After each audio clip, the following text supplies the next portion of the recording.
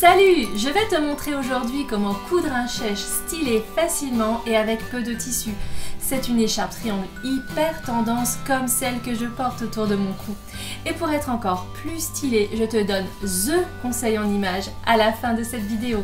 Je suis Sandrine de Happy Couture by Sandrine, formatrice couture et conseil en images, le combo gagnant pour être belle et unique.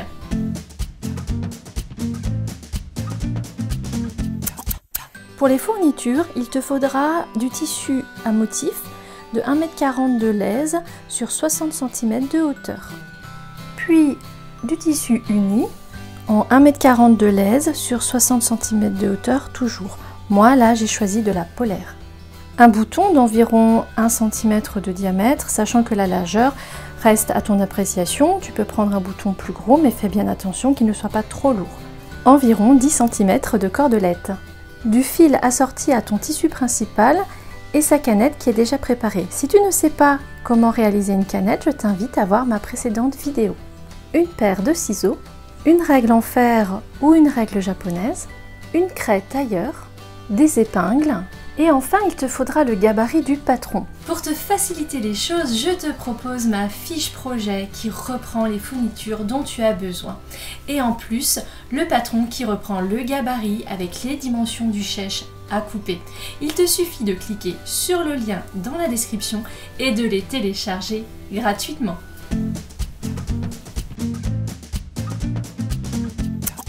Une fois que tu as téléchargé, imprimé, assemblé et découpé ton patron, tu reportes ton gabarit sur l'endroit de ton tissu principal. Attention, tu as une flèche qui te reprend le sens du droit fil.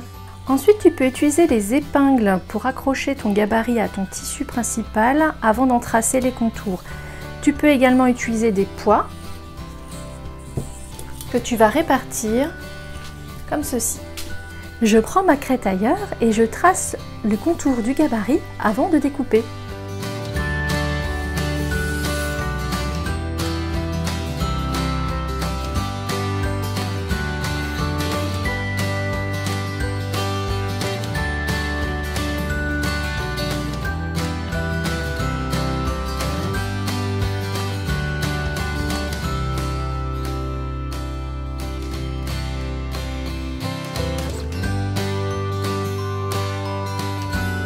Tu as maintenant coupé la première partie de ton chèche. Attention, la petite minute astuce.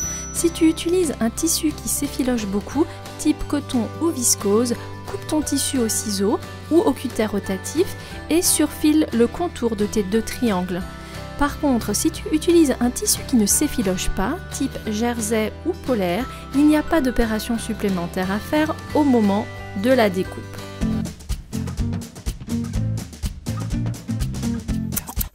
Nous passons maintenant à la deuxième étape. Nous allons faire la même chose sur le tissu envers de ton chèche. Donc il te faudra la polaire ou le tissu que tu as choisi et ton gabarit. J'étale mon tissu doublure face visible, donc face à moi, et je positionne mon gabarit. Alors attention, je le positionne en le retournant, comme ceci. J'épingle le gabarit à mon tissu avec des épingles ou j'utilise des poids comme tout à l'heure avant de tracer le contour avec ma craie tailleur. Et bien finalement j'ai choisi de couper directement mon tissu avec le gabarit parce que la craie tailleur ne se voyait pas assez à mon goût.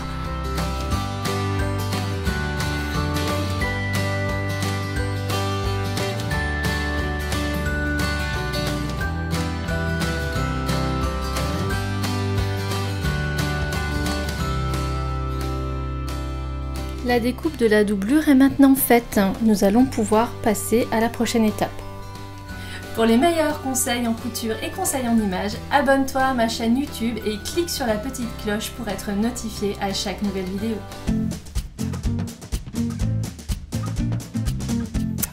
Je vais maintenant couper l'angle de la partie la plus longue de mon chèche pour préparer la pose de l'attache bouton.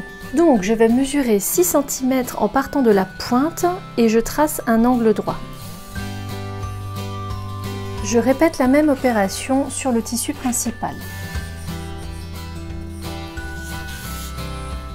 Puis je coupe mes deux pointes.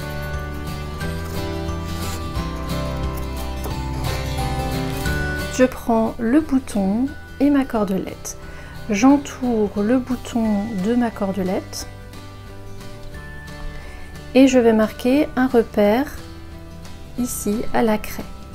Ensuite, j'ajoute 2 cm à peu près et je coupe.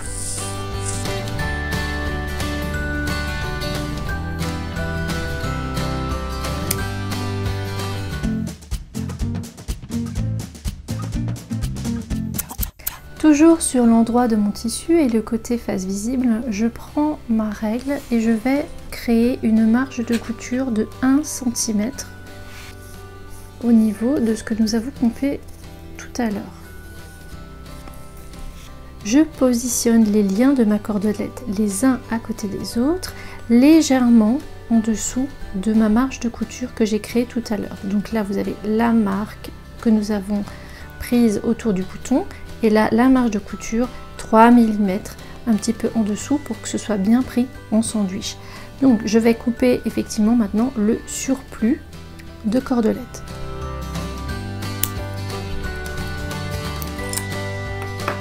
Le surplus de cordelette coupée, je peux insérer une pince qui va venir me tenir la cordelette pour que je puisse coudre à la machine juste à cet endroit-là. Il suffit de coudre un point avant et un point arrière. Je repasse plusieurs fois pour bien maintenir la couture. Et je termine par un point avant-arrière.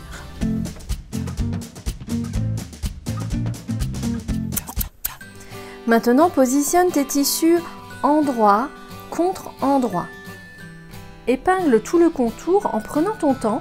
Laisse une ouverture d'environ 10 cm au centre du bord long de ton chèche pour pouvoir le retourner sur l'endroit ensuite. Je te donne une petite astuce, utilise des épingles de couleurs différentes pour bien repérer l'espace que tu ne vas pas coudre. Maintenant, on va coudre au point droit sur l'ensemble du pourtour. La minute astuce, tu vas utiliser le bon point de couture en fonction de ton tissu. Si tu couds un tissu chaîne et trame, donc non extensible, comme un coton ou une viscose, tu vas coudre au point droit classique. Par contre, si tu couds un tissu maille, donc extensible, type jersey, minky, polaire, tu vas coudre au point droit extensible qui est représenté par ce pictogramme que tu vois là. Pour réaliser ma couture, je vais me positionner avec une marge de couture.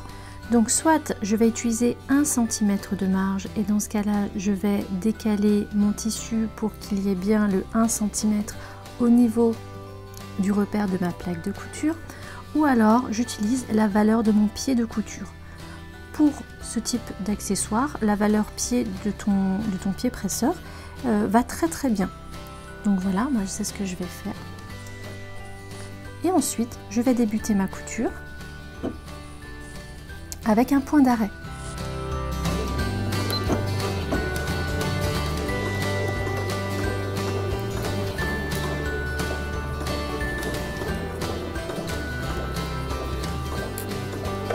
Lorsque j'arrive à l'angle, je vais respecter ma marge de couture de 1 cm. Voilà. Donc je reste avec mon aiguille piquée dans mon tissu, je lève le pied presseur et j'ai simplement à tourner mon ouvrage. Ensuite, je continue ma couture en enlevant les aiguilles au fur et à mesure. Je conserve bien ma marge de couture. Voilà, je retourne, voilà, je relève mon pied presseur et je continue ma couture. Et enfin, tu reviens à ton point de départ. Donc tu vas jusqu'à ton épingle et tu fais un point arrière de finition. Dis-moi en commentaire si les conseils de la minute astuce t'ont aidé.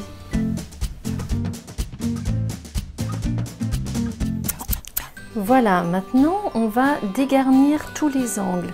Alors dégarnir, c'est couper l'angle à environ 3 mm de ta couture pour qu'après, au moment de retourner donc ton chèche, tu aies des angles magnifiques sur l'endroit.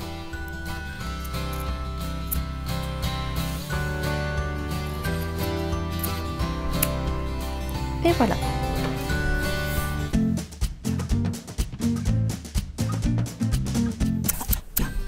Maintenant, il ne te reste plus qu'à trouver l'ouverture que tu as laissée tout à l'heure et à faire sortir le tissu par l'ouverture. Tu vas le chercher à l'intérieur.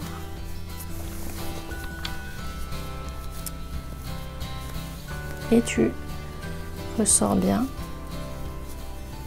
tous les angles. Tu peux roulotter pour bien faire ressortir tes angles. Après avoir retourné l'ensemble dans ton tissu, maintenant tu vas faire une étape importante qui est le repassage. Donc tu repasses l'ensemble de ton chèche. Avec ton fer à repasser, tu vas pouvoir préformer l'ouverture, c'est-à-dire que tu vas rentrer à l'intérieur les marges de couture, comme ceci.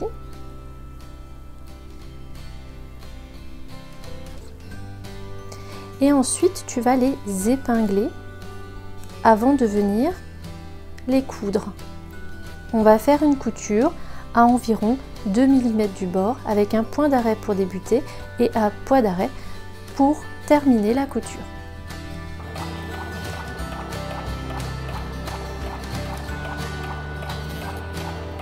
Maintenant, je vais positionner mon chèche sur moi ou sur un mannequin de cette façon-là.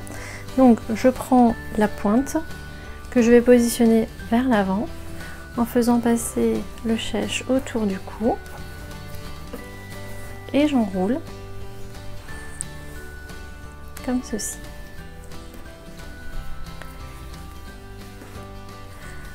Je vais venir avec ma craie tailleur faire un repère au niveau de l'épaule pour venir positionner mon bouton.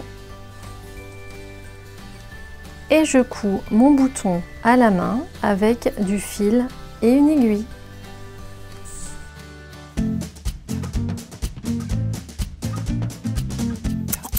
Et voici ton chèche prêt à être porté.